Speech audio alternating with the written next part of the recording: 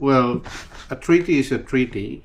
It cannot be effected until it's ratified on the floor of Parliament and has to be debated. And if indeed the content of the treaty enables Papua New Guinea soldiers to be absorbed into the Australian Defence Force, that becomes a serious sovereignty issue. So whilst a treaty can be also regarded, I think at this stage, as a communique is only an understanding.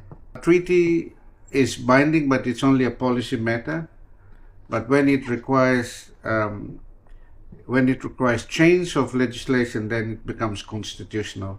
So I reiterate once again my media statement during the week by many media outlets in Papua New Guinea and overseas, trying to draw me into the debate of where Papua New Guinea stands in relation to superpower rivalry and the implication on small Pacific Island state. We should never that Papua New Guinea is a sovereign state. In 1975, our government declared that we are friends to all and enemy to none. But this brings to the core of the issue right now. The issue right now is who is the threat in the Pacific? And I say that Papua New Guinea does not see any other foreseeable threat in the future. So therefore, to be drawn into the geopolitical rivalry or debate with US and Australia, who perceive China and North Korea as the threat, is not necessarily the same as our threat.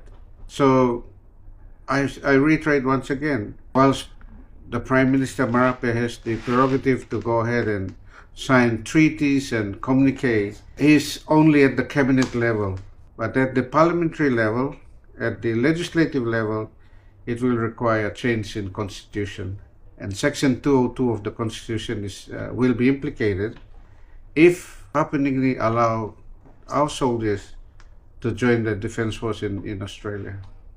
It's everything. Let me reiterate once again that if both countries decide, if Australia and Papua New Guinea decide to go ahead and sign the treaty and enable our soldiers to join the Australian Defence Force, then it's a serious breach of sovereignty, serious breach of the Constitution.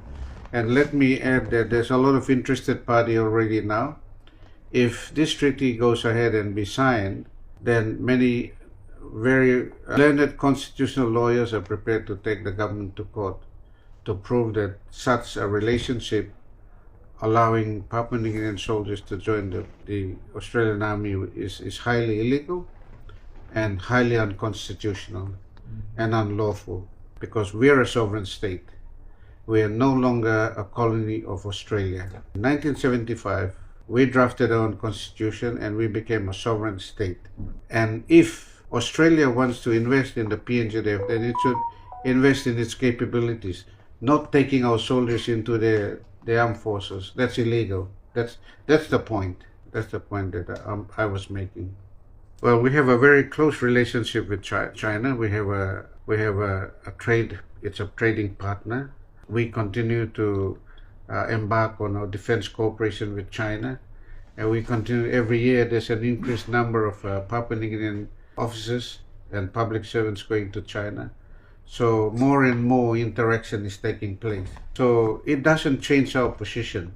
It doesn't change our position even after 50 years. We're a sovereign state, and therefore our sovereignty is respected. Our constitution is respected. And as far as the general view of Papua New Guinea is concerned, is China is not the enemy. China is a friend of Papua New Guinea. Simple as that. And just because China is investing in the Pacific, it doesn't necessarily mean that China is the enemy. That's the way other countries see. So this is geopolitics at its best. So just because US and Australia sees China as a possible threat in the Pacific, it doesn't necessarily mean that Papua New Guinea should also be brought into their arguments or their analysis. We're a neutral country. We're non-aligned to any country when it comes to perceived threat or imminent threat. Because as far as we're concerned, China is not our military threat or any other threat for the same matter.